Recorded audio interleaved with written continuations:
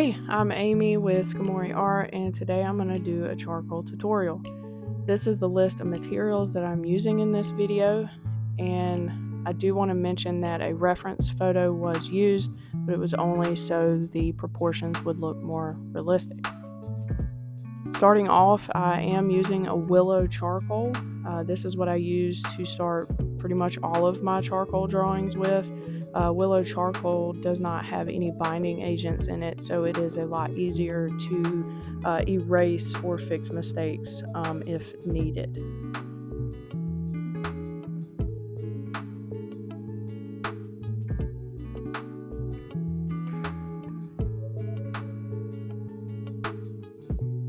So here I'm using a palette knife. This is to help blend the willow charcoal that I've already laid down, and just to add a little bit more shadow, darkness, a little bit more foundation. The palette knife I also use just to add more details later and help smooth everything out. I also use the palette knife when adding pan pastel to my drawings as well.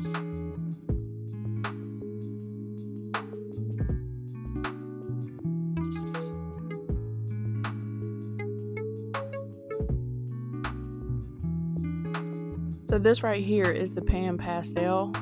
You could tell it is slightly darker than the willow charcoal, and I'm just using it to add a little bit more depth and darkness to the drawing.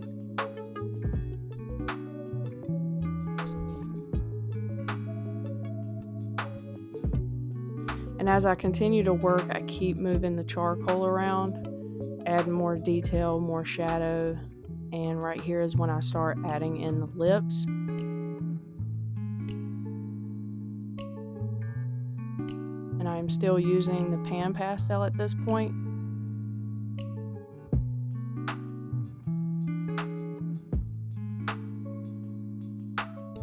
Just moving everything around until I'm happy with how the proportions are. And then just adding in more shadow.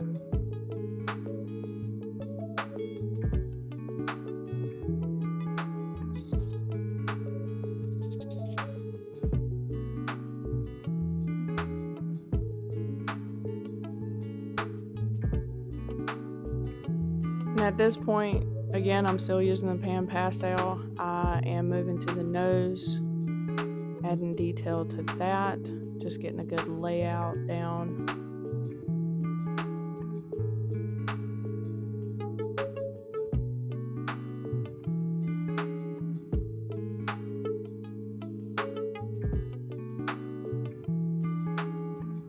I'm still working in the shadows, making sure everything has depth to it so it looks a little bit more realistic.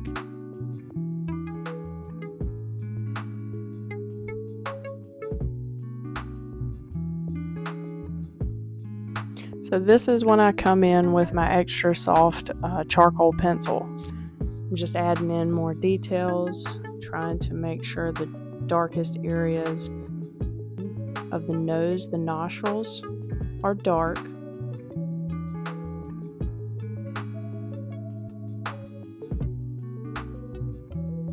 Doing the same thing with the lips.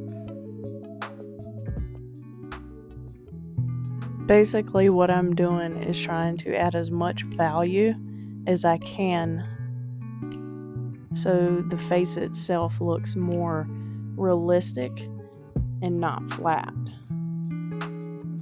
Still constantly adding in charcoal, pan pastel, and just constantly moving it around, just playing with it. That's the one thing that I love about charcoal, is that you can constantly move it around. But it is possible to overwork the paper, so definitely be careful of that.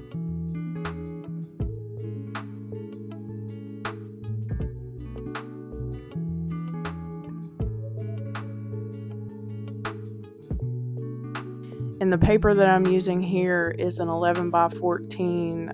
Its brand is Master's Touch. It's a Bristol paper. It's not what I typically use to draw on, but it's what I chose for this.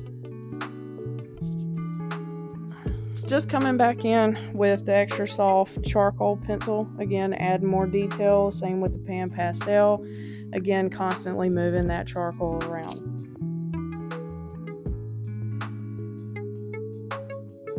To the left over there is where my pan pastel is.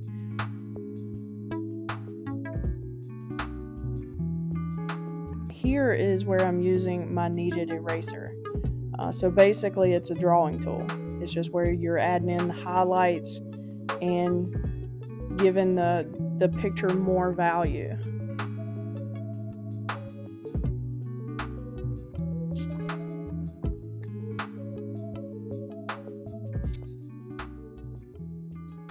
You can pretty much form the kneaded eraser to a point, or however you want to form it to get the highlights that you need. You can kind of see me a few times playing around with it in my hand.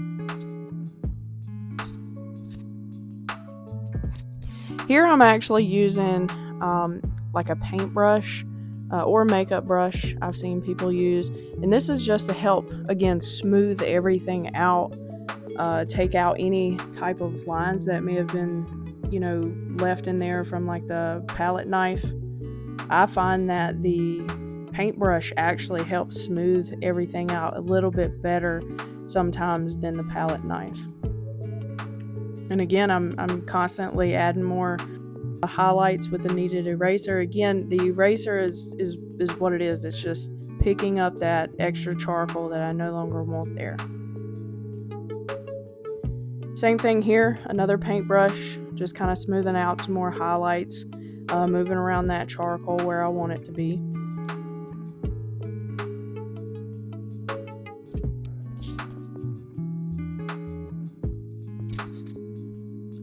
So when you think about it, charcoal is pretty much like painting a picture. It's just a different type of medium.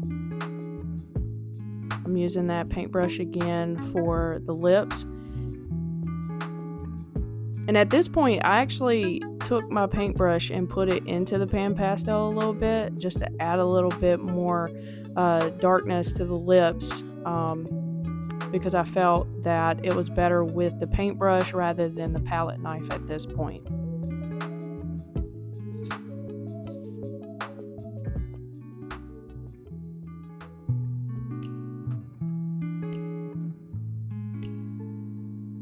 Again, just using the paintbrush just to smooth everything out. Coming back in with the pan pastel, again, just adding more value. So right underneath her neck is where it's going to be the darkest.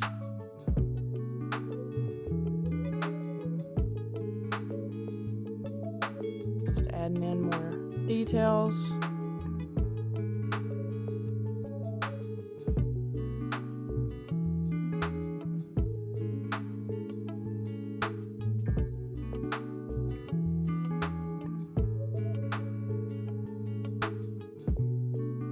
So at the top, same thing, just adding more details into her hood, just to kind of show that it's kind of wrinkled a little bit, just to add more depth and realism into it as much as I can. So again, just constantly pushing and pulling the charcoal where I need it to go.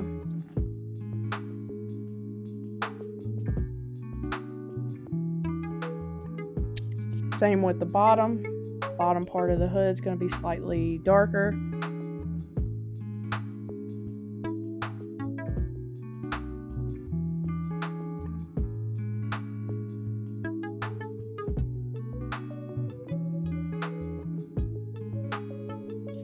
And there's nothing wrong with using reference photos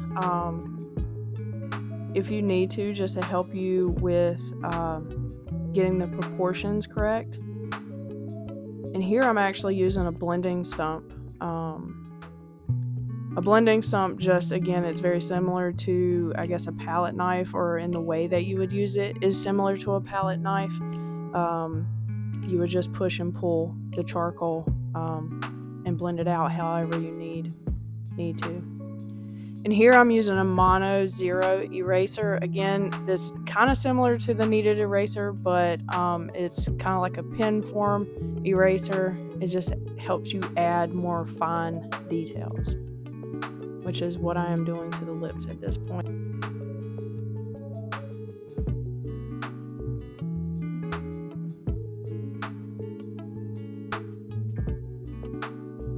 Again, going back down to the bottom, using that paintbrush just to add in some smoother details, trying to blend everything out.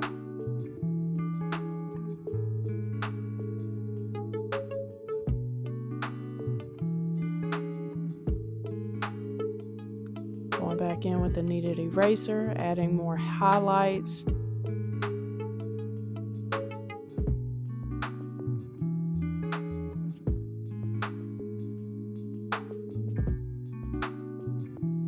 Back in with the paintbrush. I would definitely recommend using a paintbrush when you use charcoal, especially for, in my opinion, for smoother blends. What I'm using here is actually my favorite type of charcoal because of how dark it is. It's a Create a Color chunky charcoal stick. It's what I have found to be the darkest of the dark charcoal, and I absolutely love it.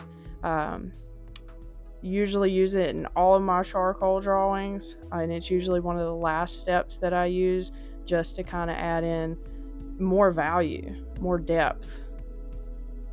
And definitely around her neck you can kind of see that value, that depth. I love it.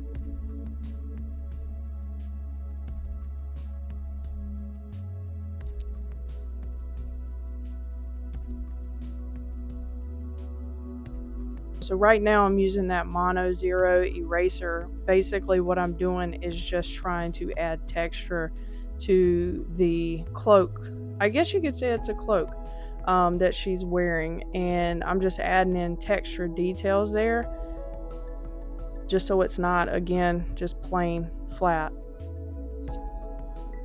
I think this turned out pretty well. I think there's definitely value and dimension in this piece, and I'm really happy with how it turned out. If anyone has any questions, you can definitely leave it in the comments below.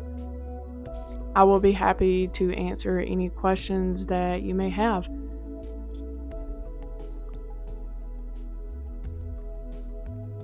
I really appreciate you guys watching my video. There will definitely be more in the future, and I hope you guys like, subscribe, and comment below.